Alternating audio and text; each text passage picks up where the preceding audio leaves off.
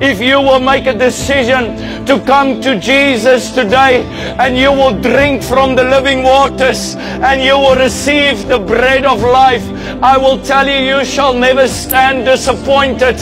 I want to tell you that God will never forsake you, and He will never leave you, because it is a promise in God's word when He says in Romans chapter 10 verse 9, for as many as call on the name of the Lord, for as many confess Jesus with their mouth and believe in their hearts that God raised them from the dead.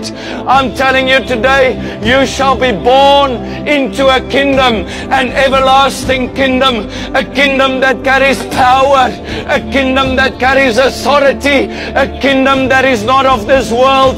You see, because Jesus said, my kingdom is not of this world. Jesus said, if my kingdom was of this world, my servants would fight. I want to tell you today that God has got an everlasting kingdom for you, and He wants you to be born into that kingdom.